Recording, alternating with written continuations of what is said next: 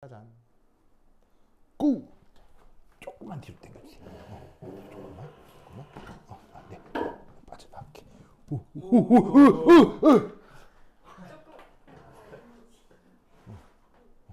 고마워. 땡큐. 땡큐. 됐어. 이제 복귀. 오케이. 됐어. 아, 진짜 쉽지 않다.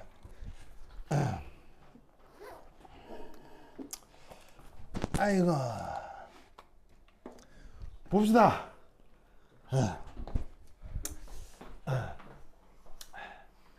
자, 이 문제를 보면 뭐 사실은 중학교 때 이런 비슷한 문제를 풀어봤을 수도 있거든요. 이게 조금 일찍 화학을 배우면 연력학이라고 해서 뭐냐면 영재고 과학고 입시 과정에서 막 Q는 CMT 쓰고 막 그런 걸 배웠을 때 이런 문제들을 본 적이 있을 거예요. 그리고 사실 이런 식으로 온도 시간 변화에 따라서 그 가열하는 시간 변화에 따라서 순물질의 그 상태가 변하고 온도가 변하는 이런 식의 그래프는 진짜 중학교 교과서에 나와요. 그래서 내가 중학교 2학년 교과서에 나오는 걸 내가 실제로 확인을 했거든요. 그래서 어찌 보면 되게 쉬운 문제인데 이 문제 하나하나 뜯어보면 되게 어려워요. 되게 그 독특한 게 많이 들어있어서 과연 역시 서울대 교수들이 문제를 좀 진하게 내는구나 이런 느낌을 좀 받을 수 있는데 여기 이제 어떤 것들이 내용이 숨어 있는지 좀 살펴보도록 하겠습니다. 우선 첫 번째, 나와 있는 모든 데이터는 기본적으로 H2O에 대한 실험 데이터입니다. 그래서 H2O에 대해서 뭐가 나와 있냐면, 자, fuse라고 되어 있는데 우리말로 어떻게 번역을 하면 되겠어요? fuse, 우리말로 융해. 뭐가 되는 과정을 융해라고 하죠? 얼음이 물로 녹는 걸 융해라고 하죠. 그래서 융해열 혹은 융해 엔탈피가 300이라고 돼 있고, 자, 베이퍼리제이션이라고 돼 있는데 이건 뭐겠어요? 증발 혹은 뭐 기화 과정에 대한 엔탈피 변화죠. 뭐가 되는 거겠어요? 물이 수증기가 되는 거. 자, 근데 여기에 위에 어떤 표시가 하나가 있냐면 동그라미 표시가 있어요. 자, 동그라미 표시 의미가 뭐예요? 표준이죠. 표준. 그래서 읽을 때 뭐라고 읽어요? 읽을 때 노트라고 읽는데 표준의 뜻이 뭡니까? 우선 융해가 일어나건 증발 기화가 일어나건 표준의 기본적인 조건은 바로 대기압이죠. 1atm. 물론 원바로 정의하기도 합니다. 책마다. 그래서 이제 물리학 책에서는 원바를 표준으로 잡기도 하고, 근데 이제 화학 책에서는 1atm으로 표준을 잡기도 하는데 큰 차이는 없어요. 원바하고 1atm은 값이 매우 비슷하죠. 그래서 뭐 이제 1atm은 1.01325 바기 때문에 원바로 정하나 1atm으로 정하나 큰 차이는 없습니다. 뭐 어쨌건 일기압, 대기압이라고 하고, 그리고 온도 조건은 뭡니까? 온도 조건은 뭐예요? 표준 온도 조건은 뭐예요? 표준 온도 조건. 표준 온도 조건 25도라고 알고 있는 사람들이 많을 거예요. 네, 표준 온도 조건 25도 보통 맞아요. 근데 표준 조건에서 온도는 매우 가변적으로 변합니다. 매우 가변적으로 변해요. 그래서 표준 조건이 이런 상태에서는 온도가 어떻게 정해지냐면 바로 정상 상태 변화 온도가 지금 이 과정의 표준 온도예요. 표준 온도. 그러면 여러분, 물이 융해가 되는 정상 상태 변화 온도, 그러니까 얼음이 물이 되는 그 온도를 우리가 어느 점이라고 하잖아요. H2O의 경우는 정상 어느 점이 몇 도임? H2O의 정상 어느 점 몇 도임? 0도잖아요. 그래서 지금 이 과정의 표준 온도는 몇 도? 0도씨입니다. 무슨 말인지 알겠죠? 그래서 얘가 지금 정상 어느 점이죠? 그 정상 어느 점이 정상 상태 변화의 표준 온도입니다. 알겠죠? 그걸 문제에서는 그냥 뭐라고 줬어요? 괄호 열고 0도씨 이렇게 줬잖아요. 근데 나 같으면 그렇게 주지도 않아. 0도씨 없애버리고 여기 그냥 노트만 딱 주는 거라고. 무슨 말인지 알겠어요? 그러면 이게 측정된 온도는 25도씨가 아니고 0도씨인 거예요. 무슨 말인지 알겠죠? 알겠죠? 그렇다면 아래쪽에 있는 증발 기화, 여기도 표준 조건이에요. 여기도 표준. 그럼 이때 온도는 몇 도겠어요? 당연히 이때 온도는 몇 도겠어요? 이때는 온도가 100도C인 거예요. 무슨 말 알겠죠? 그래서 얘는 지금 뭐냐면 정상 끓는 점이 요 증발 과정에서의 표준 온도인 겁니다. 알겠죠? 됐다. 그러면 막간 퀴즈.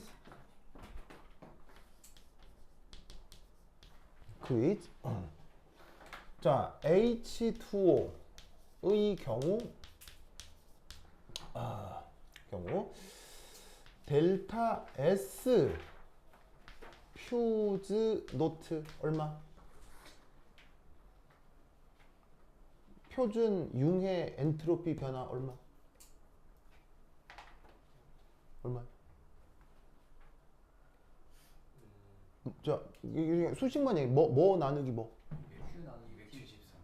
바로 300 줄 퍼 그램 오버 뭐로 나눠야 돼? 뭐로 나눠야 돼? 바로 273.15 켈빈. 알겠죠? 그래서 뭐로만 나누어 주면 된다? 여기에 정상 어는 점으로만 나누면 엔탈피를 바로 표준 융해 엔트로피 변화가 나와요. 알겠죠? 표준 조건에서는 바로 이렇게 구할 수가 있어요. 알겠죠? 그 다음 델타 S 베이포리제이션 노트. 그럼 마찬가지로 어떻게 구하라는 얘기예요? 저기 나와 있는 2300 줄 퍼 그램을 이때는 뭐로 나눠요? 100 더해가지고 373.15 켈빈으로 나누어 주면 된다 이런 말이지. 알겠죠? 그래서 이때는 뭐로 나누고요? 정상 끓는 점으로 나누고요. 알겠죠? 그래서 뭐 연력학 하는 거니까 겸사겸사 같이 알아두세요. 알겠죠? 됐고. 자, 그래서 이런 연력학적인 성격을 가지고 있는 H2O의 비열도 나와 있네요. 그 비열이 아이스 게스 상태에서는 2. 묘하게도 같죠? 묘하게도 같죠? 근데 이게 엄밀하게는 같다라기보다는 비슷해요. 아이스하고 게스가. 그러니까 게스라기보다는 여기서는 이제 베이퍼겠죠. 수증기. 그래서 엄밀하게는 같은 건 아니고 비슷한데 비슷한 정도가 진짜 많이 비슷해요. 거의 같다라고 할 정도로 비슷해요. 굉장히 비슷해요. 그리고 워터는 비열이 상대적으로 좀 더 커요. 2배 정도 커요. 무슨 말이겠죠? 이것도 왜 그럴까요? 이게 문제 푸는 데 중요할까요? 억수로 중요합니다. 굉장히 중요합니다. 그렇죠? 자, 그럼 이게 어떤 의미인지는 곧 살펴보도록 하고 이때 비열은 무슨 비열일까요? 바로 등압 비열입니다. 자, 비열에는 무슨 비열 있죠? 비열에는 CB가 있고 CP가 있죠. 자, CB는 뭐가 일정한 거예요?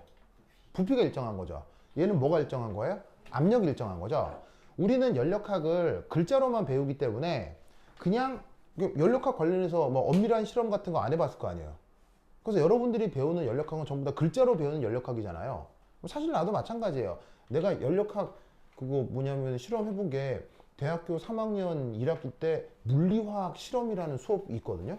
그때 처음으로 연력학 실험을 해봤어요. 진짜 존나이 지루해요. 진짜 정말 와 진짜 재미없어요. 연력학 실험 진짜 재미없어요. 물리 실험처럼 재미없어요. 솔직히 물리 실험 해본 사람 이렇게 막 용수철 땡겨가지고 자로 재고 해봤죠. 솔직히 재밌어요. 진짜 정말 너무 지루해요. 그러니까 지루하다기보다는 와 이렇게 간단한 걸 가지고 실험을 해서 그 위대한 걸 만들어낸다는 얘기야. 뭐 좀 이상하지 않아요, 그죠? 물리 실험하면 무슨 장난 같잖아요, 이렇게 막. 이게 물리화학 실험도 비슷해요. 실험도 진짜 지루하고 재미도 없어요.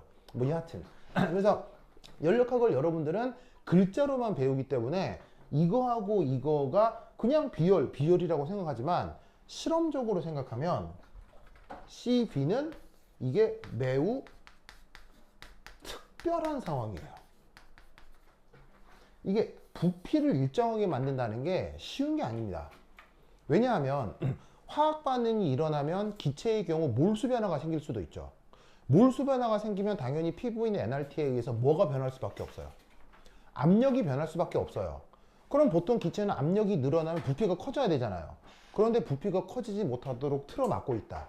이 말은 실험을 하는 그릇이 평범한 그릇이란 얘기예요? 특별 주문한 완전 단단한 그릇이란 얘기예요? 특별 주문한 완전히 단단한 그릇을 특수하게 제작을 해야지만이 CB를 측정할 수가 있는 거예요. 그래서 CB의 측정은 쉽지 않아요. 굉장히 특별한 과정을 거쳐야 되는 거예요. 그런데 CP는 어떤 조건이죠? 매우 보통의 조건이죠. 왜 보통의 조건이에요? 이건 뭐가 일정한 거야? 압력이 일정한 건데 우리가 어디에 살기만 하면 압력이 일정해. 우리가 어디에 살기만 하면. 지구에 살기만 하면 압력이 일정하잖아. 그러니까 대충 지구에서 실험하면 다 등압 조건이라서 사실 특별한 언급이 없으면 일반적인 모든 연력학 데이터는 다 등압 데이터예요. 무슨 말인지 알겠어요? 그래서 지금 문제에서 비열이라고만 돼 있지 등압이란 말이 없죠. 그러면 그냥 등압이 기본이에요. 알겠죠? 등압이 기본이야. 그래서 지금 이건 등압열이다 이렇게 생각하시고 자 실험 세팅은 이겁니다. 처음에 보통의 대기압 조건에서 얼음을 1kg 준비해 놨어요. 영하 20도고요. 이걸 이제 어떻게 한다? 가열을 하는 거지. 그럼 이제 느낌이 올 거야. 얼음이었다가 가열을 하니까 뭐가 돼? 물도 됐다가 수증기도 됐다가 뭐 그럴 거 아니야. 그럴 때 시간에 따라서 온도 변화를 그려보자 해서 나온 결과입니다. 자, 이걸 작성하는 데까지는 큰 문제가 있다, 아무런 문제가 없다? 그럼 되게 쉽게 작성을 할 수가 있어요. 자, 이건 뭐냐? 우선 첫 번째 0에서 400초까지. 이건 내가 여기에 나와 있는 요 비열, 그 다음에 융해열, 증발열 다 고려해서 실제로 계산을 해 놓은 겁니다. 실제 계산하는 과정은 내가 드린 해설지에 있으니까 그거 보고 계산하면 되는데 뭐 웬만한 중학생들도 할 수 있는 계산이니까 뭐 크게 어렵진 않을 거예요. 자, 나와 있는 그래프를 조금 해석을 하면 그래서 0초에서 400초까지는 얘가 어떤 상태로 존재하는 것이지요? 아이스로 존재하는 거죠. 아이스로 존재하는 구간이고요. 그 다음 3400에서 7400 이렇게 온도가 증가하는 건 뭐로 나타나는 구간이에요? 액체가 나타나는 구간이죠. 그리고 마지막으로다가 3만 초 이상에서 이렇게 또 온도가 증가하는 이 구간은 바로 수증기가 나타나는 구간일 겁니다. 됐죠, 됐죠? 그렇다면 이때 이 구간은 누구하고 누구가 동시에 나타나는 구간이에요. 바로 얼음과 물이 동시에 나타나는 구간으로다가 이 과정을 뭐라고 부르냐? 융해 과정이라 하고 이 0도씨를 정상 어느 점이라고 얘기를 하고요. 그 다음 이 조건은 물과 수증기가 공존하고요. 그때 온도는 정상 끓는 점이다 라고 얘기를 하면 되겠죠. 됐죠, 됐죠, 됐죠. 그래서 이 아이디어 이렇게 그려져 있다라는 거 보시면 되고 정말 아무것도 아닌 그냥 그림입니다. 간단한 계산을 통해서 구할 수 있는. 그래서 1번은 몸풀기 문제라고 볼 수 있어요. 자, 이제 이거에 대해서는 2번부터가 조금 독특한데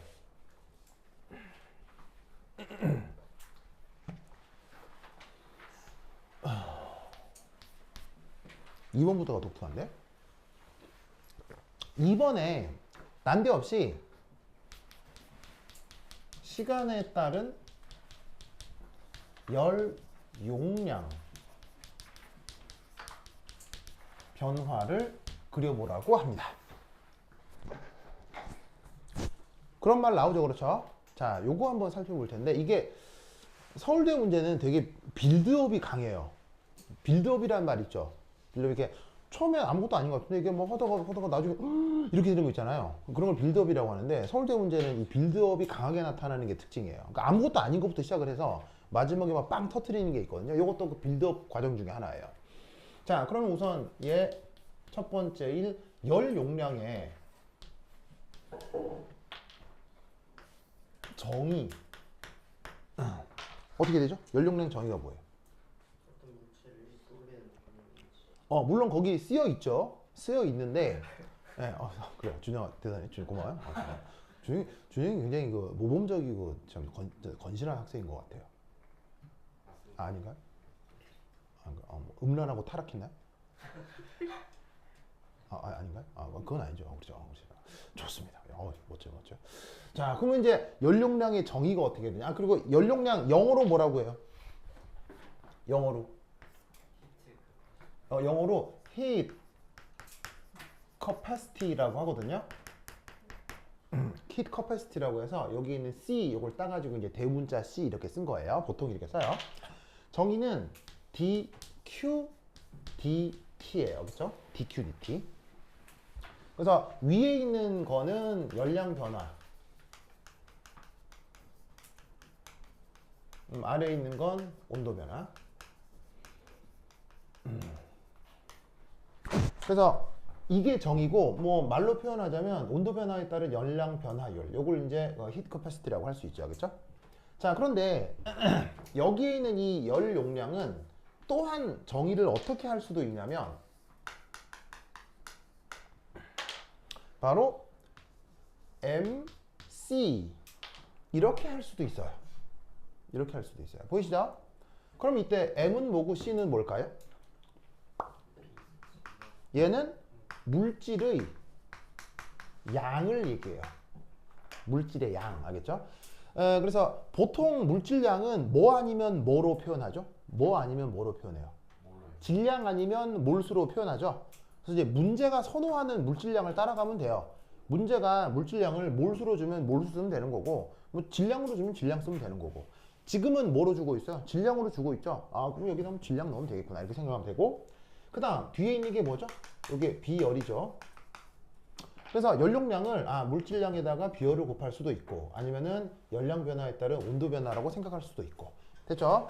그러면 나와 있는 이 상황에 대해서 이 정의 그대로 그래프를 한번 그려보면 이렇게 되겠네요.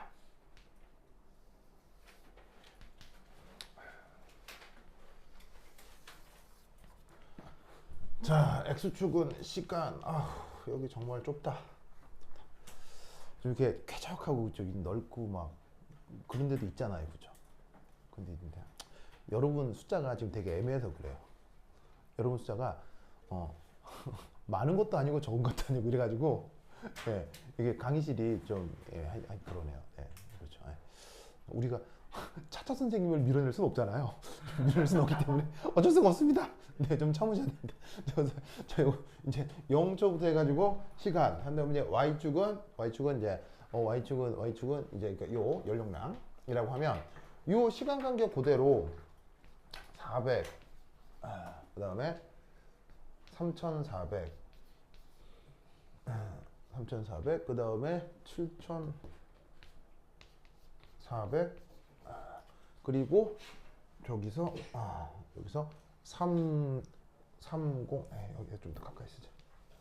여기에 이제 30,000초 34,000초 라고 했을 때 자 0에서 400초까지는 얘가 무슨 상태로 존재해? 아이스로 존재하죠. 그럼 아이스로 존재할 때의 아이스의 비열이 있잖아.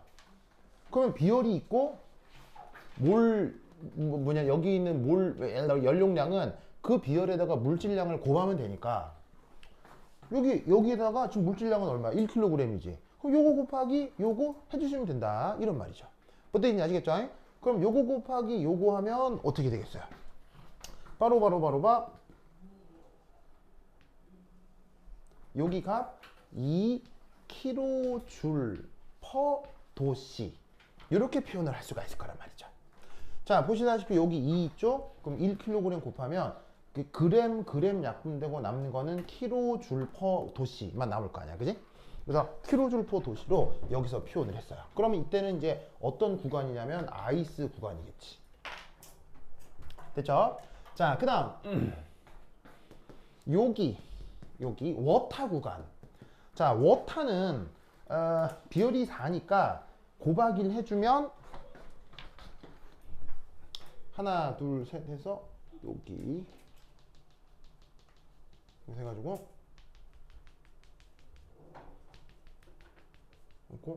요렇게 해가지고는 여기가 4kJ/도시가 되는 거지.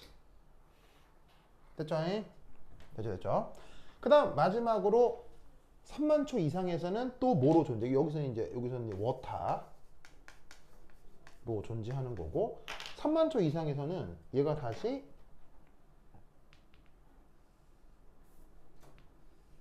이렇게 되면서 아이스랑 비열이 같으니까 지금의 열 용량도 같게 나타날 거예요. 그래서 이 이유는 베이퍼가 되겠죠. 그죠? 그래서 아이스로 존재하는 구간, 워터로 존재하는 구간, 수증기로 존재하는 구간 이렇게 열 용량을 2, 4, 2 이렇게 써봤어요. 그죠? 근데 관건은 어디냐면 요 사이예요. 요 사이. 사실 여기서부터 여기, 여기서부터 여기까지 비열이나 열 용량이 얼마냐를 묻는 문제는 사실 없어요. 왜죠? 사실은 여기부터 여기, 여기부터 여기 사이에 여기 사이에 비열과 열 용량을 묻는 문제는 없어요. 왜죠? 바로 정의하기가 어렵기 때문이에요. 무슨 말인지 알겠죠? 정의하기가 어렵고 아예 정의가 안 되기 때문에 보통 안 묻기 때문에 이런 문제는 흔치는 않은데 서울대 교수들이 좀 특별하게 물어본 거예요. 자, 그러면 물어봤으니 생각은 해봐야 될 텐데 이 구간에서는 잘 보세요.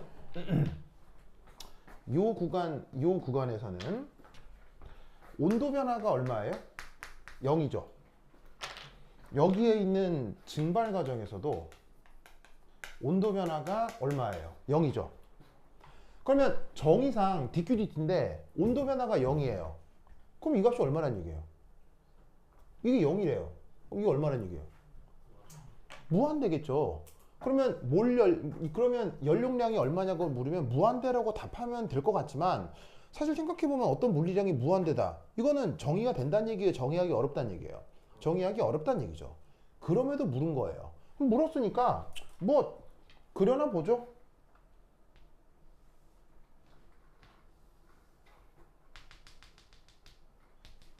무한대. 무슨 말인지 알겠죠? 그래서 굳이 그리라고 하면 요랬다가 이런 이상한 걸 왜 해보라고 했을까요? 이런 이상한 걸 왜 해보라고 했을까요? 자, 그럼 잘 봐요. 열 용량이나 비열이 무한대란 얘기는 온도가 변한다는 얘기예요? 온도가 안 변한다는 얘기예요? 온도가 안 변한다는 얘기죠. 이것의 의미가 뭐냐? 열 출입 시에도 온도가 불변한다는 얘기예요. 자, 여러분, 비열이 작으면 온도가 잘 변해요, 안 변해요? 비열이 작으면 온도가 훅 잘 변하죠. 비열이 크면 온도가 잘 변해요, 잘 안 변해요? 잘 안 변하죠. 그러면 비열이 무한대면 온도가 변하겠어요, 안 변하겠어요? 온도가 안 변한다는 얘기예요. 이게 무슨 말이겠어요? 바로 등온 실험 장치를 만들 수 있다는 얘기인 거예요. 온도가 일정하게 유지되는 실험이 필요할 수도 있잖아요. 그럴 때 이 정보를 활용하라는 얘기예요. 그래서 새끼 문제 4번하고 5번이 나오는 거예요. 새끼 문제 4번, 5번을 보시면 온도를 일정하게 하는 것에 대한 얘기가 나오거든요. 나오죠. 새끼 문제 4번 보면 온도를 0도씨로 일정하게 하고 싶어. 뭐 5번은 온도를 뭐 또 다른 온도를 일정하게 하고 싶어. 이런 얘기가 나오잖아요. 그 말을 왜 하는 거냐고요. 그러니까 그런 문제 때문에 이런 이상한 걸 해보라고 하는 거예요. 무슨 뜻인지 알겠어요? 그래서 서울대 문제는 아까도 얘기했듯이 빌드업이 있다고 했죠. 빌드업이 이렇게 있어서 그 논리 단계까지 가는지를 보는 거예요. 무슨 말인지 알겠죠? 그래서 이런 표현을 우선 해주시면 돼요. 근데 이거까지도 뭐 크게 어렵진 않아요. 가만히 생각해 보면 이거밖에 방법이 없기 때문에 이렇게 하면 되는데 이 문제의 하이라이트는 사실 3번입니다. 3번이 이 문제를 풀어나가는 가장 어려운 문제 중 하나입니다.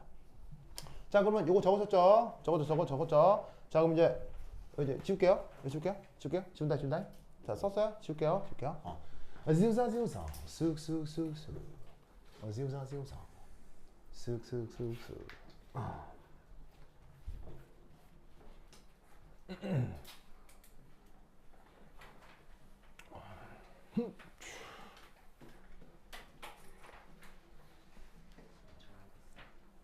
자, 3번. 아이고. 아, 여러분, 내일 올 사람, 내일 연력학 남은 거 좀 더 할 거예요. 하고 그 다음에 용액의 총괄성 좀 까다로운 문제 풀어볼까 생각 중에. 근데 여러분들 문제집 준 거 있죠? 문제집 준 거에 좀 발췌해서 풀어볼 수도 있고, 여러분 여기 나와 있는 것도 좀 풀어볼 수 있고, 아니 그러니까 학교 선생님 교재에 나와 있는 거. 그래서 그럴 생각인데, 내일 아무도 안 오면 바로 휴강해야겠죠? 그다음 바로 집에 갈 거야. 아무도 안 오면, 영상 아니 아무도 안 오면 안 할 거예요. 아무도 안 한 오면 명이라도 오면 한 명이라도 오면 해요. 한 명이라도 오면 하는데 아무도 안 오면 바로 휴강이야, 그렇죠? 아무도 안 오면 아무도 없는데 이거 카메라만 보고 하는 거 너무 힘들어하거든요. 왜냐면 한 명이라도 있어야 얼굴 보고 이렇게 인터랙션이 되는데 아무도 안 오고 EBS 강사처럼 찍는 건 나 정말 싫어하거든요. 정말 싫어해서 아무도 안 오면 바로 휴강이야. 알겠죠? 바로 맛있는 거 나 언제 점심 먹으러 갈 거야, 알겠죠? 한 명이라도 와야 되겠지? 한 명이라도. 그래서 아무도 안 오면 안 할 거야, 알겠죠, 그렇죠? 그래. 그래서 내일 몇 시부터 몇 시다? 2시 반에서 5시인가? 하여튼 한 명이라도 오면 합니다, 알겠죠? 아무도 안 오기만 해봐요. 너 원래 내 집이 수원이잖아요. 그래서 오늘 이 보통은 일요일날 끝나고 집에 간단 말이에요. 더더군다나 추석이니까. 근데 여러분들이 안 와? 진짜 배신이야, 배신. 내 집에도 안 가고 월요일까지 있는데. 알겠죠? 한 명은 와야 돼. 한 명은 안 오기만 해봐요. 바로 집에 갈 거야. 자, anyway. 자, 보자. 자, 그럼 세 번째. 자, 세 번째는 어찌 보면 황당한 문제입니다. 왜 황당한 문제죠? 세상에 실제로 이런 게 없으니까요. 무슨 말인지 알겠죠? 세상에 존재하지도 않을 걸 가지고 이게 상상을 해보라는 얘기입니다.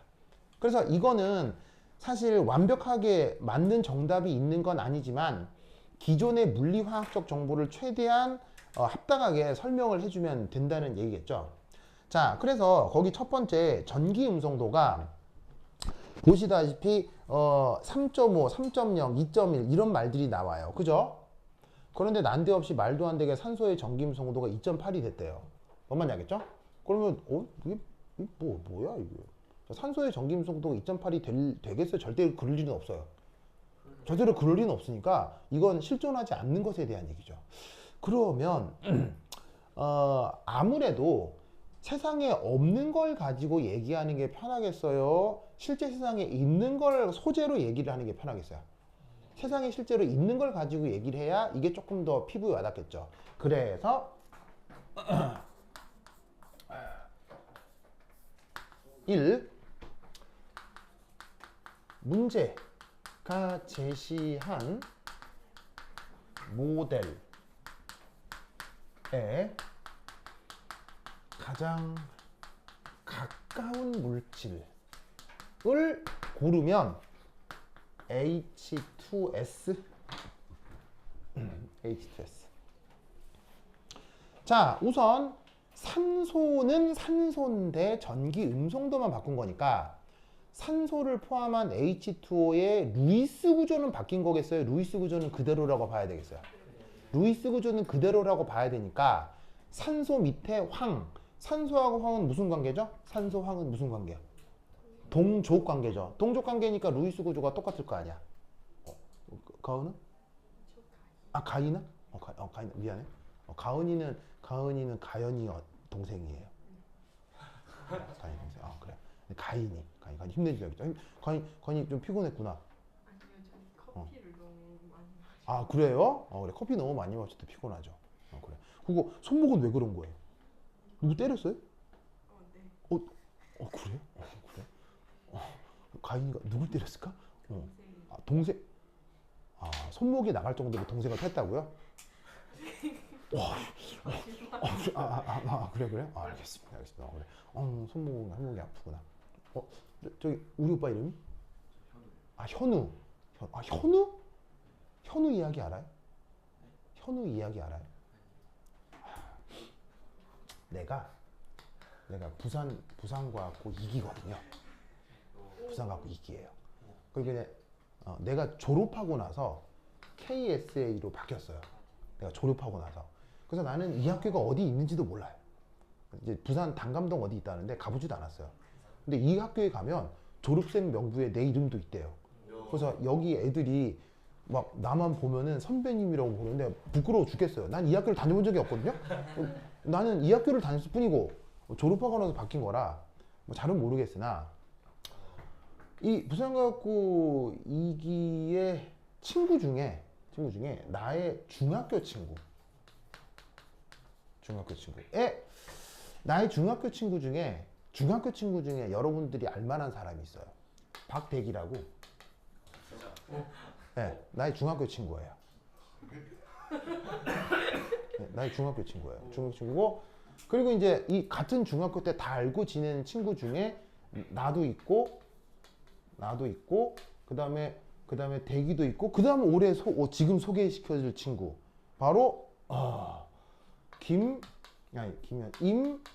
임남근이라는 애가 있었어.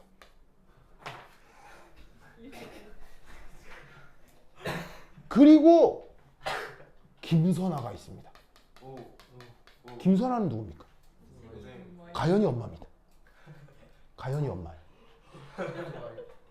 가연이 엄마예요. 그러니까 이 다 중학교 때 친구입니다.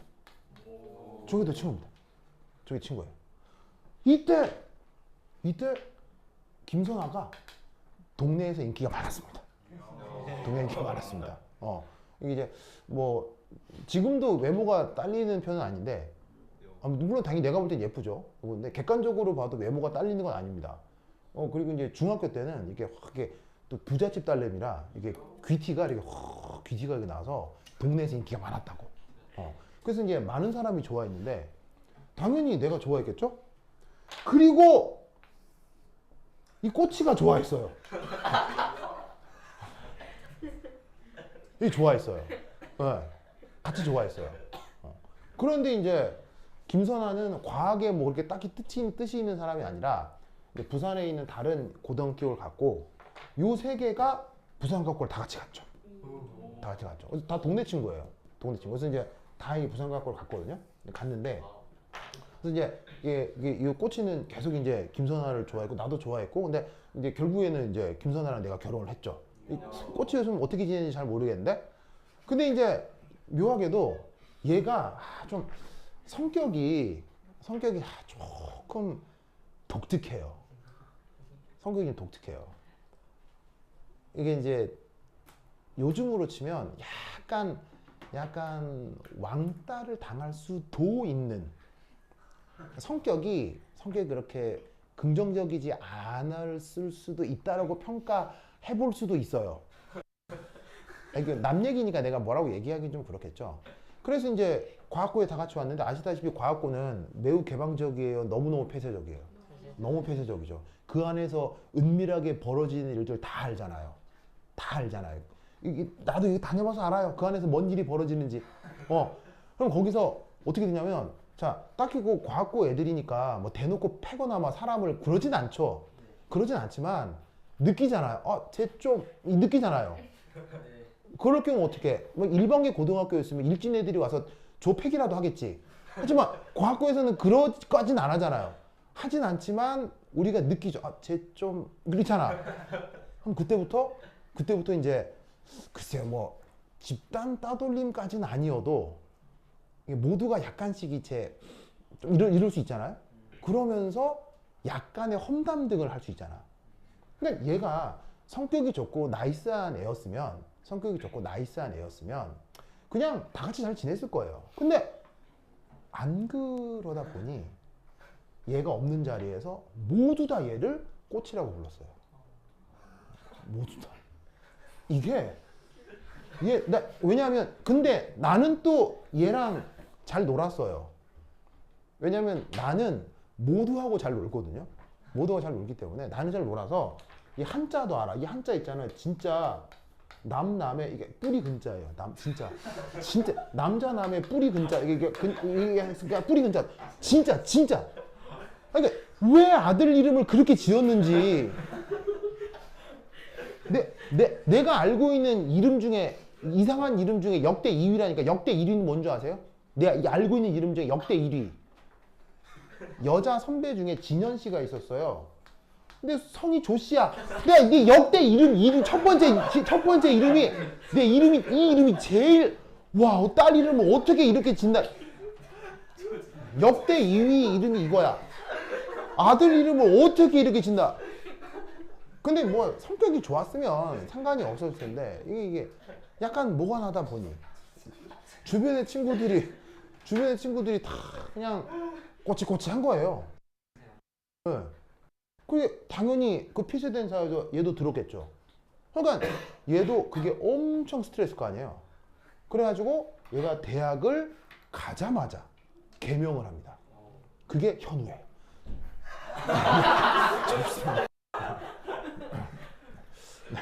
네, 현우 반가워요? 네, 그렇죠.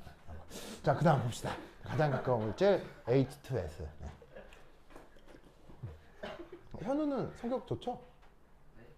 괜찮죠? 좋죠? 그래. 그래, 좋아. 네. 하여튼, 이거 이제 잘 사는지 모르겠네요. 네, 하여튼, 잘 살겠죠. 이게 공부 잘했어요. 공부 잘해가지고, 남근이는 카이스트를 2학년 때 갔다가 자퇴하고 3학년 때 다시 그냥 그 서울대를 갔어요. 네, 그래서 뭐 이제 전기공학부를 가서 잘 살아요. 똑똑하고 공부 엄청 잘하는 애였어가지고 잘 사는데, 뭐 하여튼 그렇다. 네. 대기도 공부 정말 잘했거든요. 대기가 부산과학고 내에서 5등 내에 들었어요. 정말 잘했거든요. 정말 잘했고, 그래서 걔도 전기공학부를 갔어요. 전기공학부를 갔는데, 서울대 전기공학부를 갔는데, 막상 서울대 전기공학부를 가니 공부가 안 맞았었나 봐요. 그래서 대기가 갑자기 전기공학부 잘 다니다가 고시 준비를 했어요. 사법고시. 네, 사법고시를 준비했어요. 왜냐하면 대기네 아버지가 그 법대 교수님이거든요. 그래서 이제 부산 동의대학교의 법대 교수님이에요.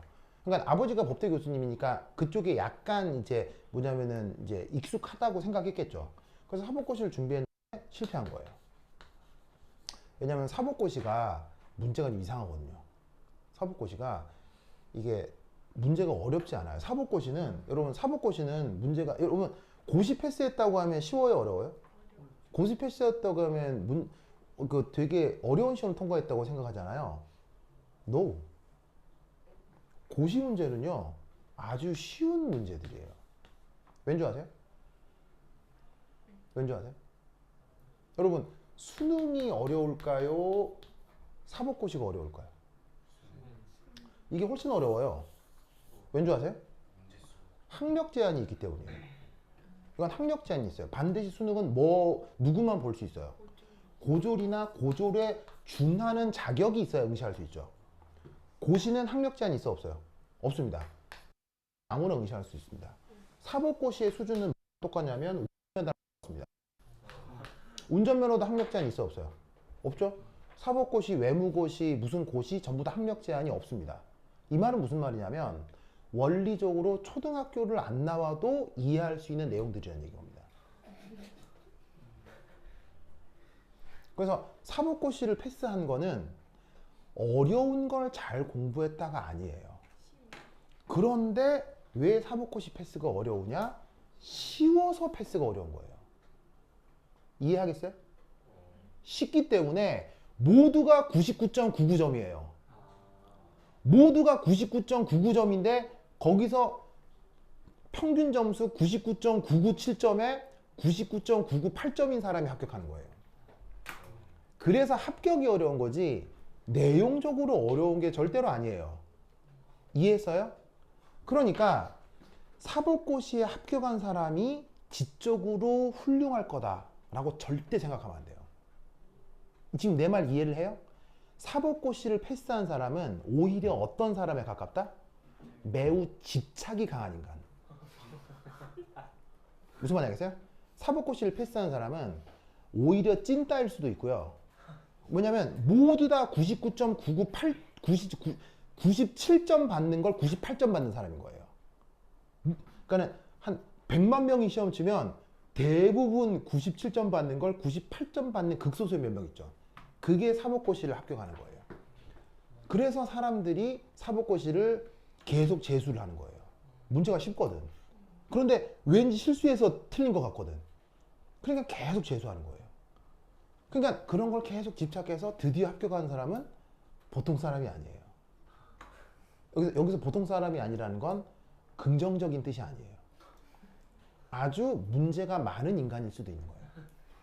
그러니까 여러분들처럼 아예 지적 수준이 완전 높은 사람에게는 오히려 아주 이상한 시험일 수 있어요. 아니, 이런 말도 안 되는 걸로 고민한단 말이야? 이럴 수 있다니까요. 뭔 말인지 알겠어요? 그래서 사실은 사법고시는 학술적으로 보면 그런 의미를 가져요. 그래서 법대를 들어가서 법적인 지식에 대한 탐구를 하는 사람들은 사법고시를 안 치는 거예요. 그래서 법대에 들어가서 사법고시를 안 치고 법학이라는 것을 전공하는 법학자가 되는 거예요. 그런 사람들은 지적으로 훌륭하죠. 그런데 그게 아니라 법대 가서 사법고시 친다. 아주 좀 이상한 사람일 수도 있어요. 그래서 대기가 도전했던 거예요. 근데 대기에게 맞지 않았던 거죠. 그래서 대기가 자꾸 탁탁탁탁 떨어지는 거예요.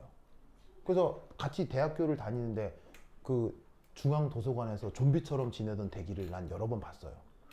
그래서 막 박대기 TV에서 보면 이게 굉장하잖아요.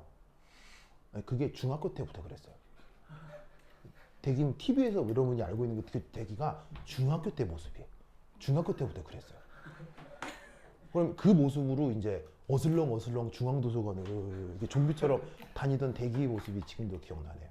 그럼 막 다니면 아 대기 안녕. 그리고 지금 제 내가 누군도 안 나면은 그럼 내가 이러니 왔나? 그래서 이제 부산 사람이니까요. 나는 이제 부산 사람이어도 서울말을 계속 쓰니까 이제 그래서 대기 잘 지냈어? 그러면 이제 뭐 똑같이 뭐 대기야 공부는 잘 돼? 아이 뭐 잘 안 된다. 그래서 그럼 대기야 힘내. 그래 다음에 또 보자. 그랬던 막 머리 막 산발해가지고 막 그러다가 이제 계속 떨어진 거예요. 그러니까 안 되는 거죠. 그래서 이제 대기가 방향을 뭐로 틀었느냐? 언론사 시험으로 튼 거예요. 왜냐하면 언론사 입시 시험이 요거랑 비슷하거든요. 그래가지고 언론사에서 요구하는 스펙이 요거랑 비슷해가지고 언론사로 틀어가지고 여러 군데 원서를 넣어가지고 이제 KBS 된 거예요. 그래서 이제 그 유명한 기자입니다. 그 유명한 짤이 거기서 만들어진 거죠. 네, 그래서 하여튼 그렇습니다. 네, 하여튼. 그래서 대기만 보면 근데 이 얘기를 살짝 해드리는 이유는 여러분들도 이 루트를 탈 수 있기 때문이에요. 네, 여러분들이 지금 열심히 과학고를 다니지만 과학이 안 맞을 수도 있어요. 그래서 실제로 대학을 가서 공부를 해보면 좀 아닌데? 그럴 경우 틀 수도 있어서 얘기를 한번 해드리는 겁니다. 알겠죠? 하여튼 우리 대기 그리고 대기가 2기인데 대기가 6기 여학생이랑 결혼했어요. 6기 여학생이랑. 그래서 지금 결혼해가지고 40에 결혼했거든요. 얘가 40에 결혼했거든요. 40에 결혼했으면 지금 애를 낳아도 9살이잖아. 9살이잖아. 대기는 77년생. 나는 76년생. 76년생. 그래서 대기가 40에 결혼했으니까 그때부터 애를 낳아도 지금은 9살. 근데 가연이가 20살. 가연이가 19살. 네, 그러니까 내가 이긴 거지. 내가 이긴 거지. 가은이가 14살. 그러니까 내가 이긴 거지. 대기가 나보다 공부 잘했거든요. 근데 가연이가 19살, 대기 애는 9살. 그럼 내가 이긴 거죠. 내가 윈! 알겠죠? 자, 그렇다. 아주 그러다. 그래. 왜냐하면 대기는 60살에도 그 애 대학 자금을 준비하고 있을 거란 말이에요. 그 내가 이긴 거죠. 내 60살이면 가연이가 30이니까 무슨 말인지 알겠죠? 근데 대기는 60살에 딸 대학 등록금을 막 열심히 벌고 있어야 되니까 내가 윈. 알겠죠? 하여튼 그러다. 그래서 고등학교 때 성적이 좀 잘 나올 수도 있고 안 나올 수도 있는데 그걸로 그렇게 크게 연연해 할 필요 없어요. 학교 다닐 때 대기가 5등 정도 하면 내가 15등, 17, 8등 했거든요. 고3 때. 아니면 전교생이 37명이어서 고3 때 전교생이 37명밖에 없었거든요. 그 중에 난 중간에 했고 대기는 하나 5등 정도 했기 때문에 대기가 나보다 좀 공부 잘했죠. 잘했어도 지금은 내가 윈. 알겠죠? 네. 그러니까 뭐 성적 그렇게 연연은 하지 마세요. 알겠죠? 네. 자 보자. 자 요거 그럼 H2S. 그러면 이 H2S에서 황의 정김 송도는 얼마? 황의 정김 송도는 2.6 정도입니다. 2.6 정도입니다. 그래서 문제가 언급하는 2.8이랑 아주 비슷하죠. 자, 그런데 아시다시피 H2S 끼리는 뭐가 불가능하냐면 수소 결합이 어렵죠. 맞나요? 수소 결합이 어렵기 때문에 어떻게 될 거냐? 바로 H2O에 비해 MP, BP, 델타 H 퓨즈, 델타 H 베이포리제이션 모두 다 클까요? 작을까요? 작다고 생각해 볼 수 있는 거죠. 무슨 말씀인지 아시겠습니까? 자, 물은 의외로 농점 끓는 점이 높은 물질이에요? 낮은 물질이에요? 물은 의외로 농점 끓는 점이 높은 물질입니다. 왜냐하면 분자간 뭘 할 수 있기 때문에? 수소 결합을 할 수 있기 때문에. 근데 이렇게 돼버리면 더 이상 수소 결합이 어려워지겠죠? 그러면 어떻게 된다? 농점, 끓는 점, 뭐 융해열, 뭐 증발열 모두 다 크기가 작아진다라고 봐야죠. 무슨 뜻인지 아시겠죠? 그래서 한번 찾아보니 아이고. 그래서 요 MP가 얼마로 내가 찾아봤냐면, 그러니까 이 데이터를 알 필요까지는 없어요. 뭐 찾아보니 대략 마이너스 85도 정도고요. BP는 마이너스 60도 정도 되더라고요. 뭔 뜻인지 아시겠죠? 알겠죠? 자, 그러면 이거로부터 마찬가지로 동일 실험을 통해 가열 시간에 따른 저 온도 변화를 그려보라 라는 문제잖아요.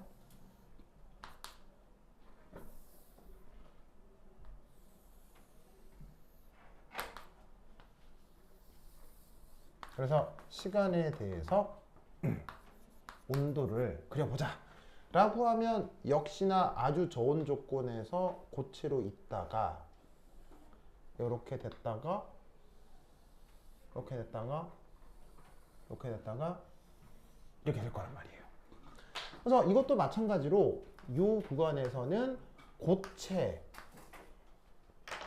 그리고 이 구간에서는 액체 그리고 요 구간 이상에서는 기체 여기는 액체하고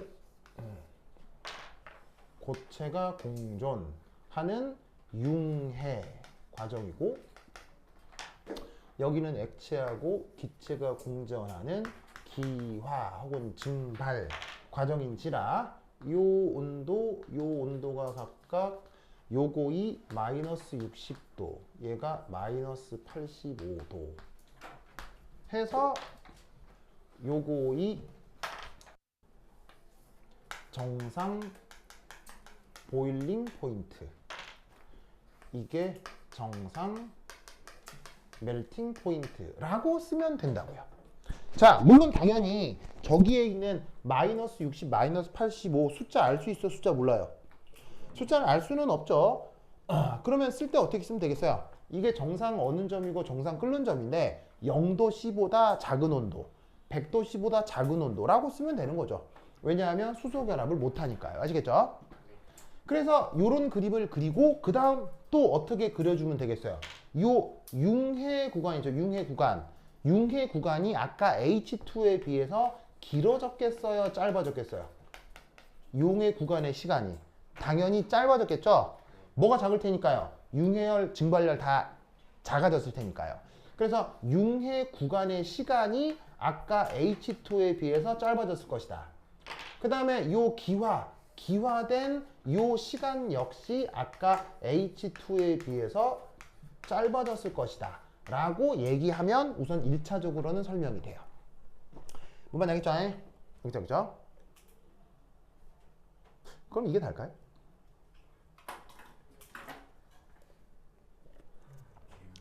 이게 달까요? 자, 놀라웠게도 4.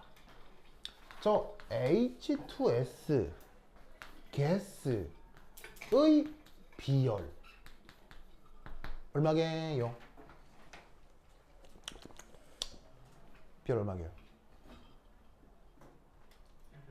저 H2 가스의 비열 얼마게요?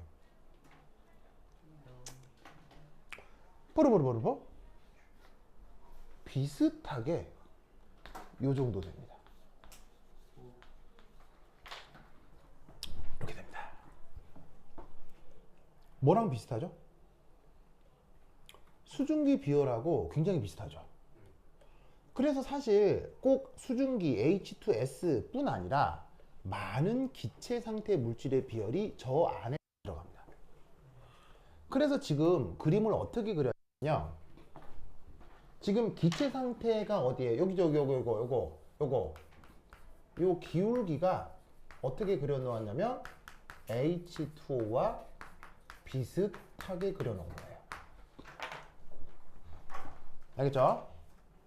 그럼 잘 봐. H2의 경우 얼음하고 수증기의 비열이 같지. 얼음하고 수증기의 비열이 같기 때문에 아까 H2O에서 수증기일 때의 기울기와 얼음일 때의 기울기를 거의 같게 그렸어요. 무슨 말인지 알겠죠? 그러면 H2S도 이 기울기가 물과 비슷하다면 여기도 비슷할 수 있지 않을까? 그래서 비슷하게 그린 거예요. 무슨 말인지 알겠어요? 그리고 물은 갑자기 비열이 확 커지죠. 2배 커지죠. 그러면 갑자기 커졌기 때문에 아까 H2O 그릴 때 여기를 급하게 그렸어요? 완만하게 그렸어요? 완만하게 그렸죠? 그래서 여기서 똑같이 또 완만하게 그린 거예요. 온도 변화가 완만한 건 비열이 큰 거예요? 비열이 작은 거예요? 비열이 크죠? 그러면 여러분은 여기서 뭘 설명할 수 있어야 되냐면 기체하고 고체의 비열은 상대적으로 작은데 액체 비열이 조금 더 큰 이유에 대한 설명을 해줘야 돼요. 무슨 말인지 알겠습니까? 서울대 교수가 원하는 건 그거예요. 분명 그걸 물어요. 알겠죠? 그럼 왜 그렇게 설명할 수 있을까요? 부터 한 10분 쉬었다 하도록 하겠습니다. 화장실 갔다 오세요. 아이고. 현우야 잠시만. 땡큐. 현우 완전 친절해. 친절한 현우 씨. 세 명이나 보고 있네. 누구야? 이한이, 재빈이, 떼옹이.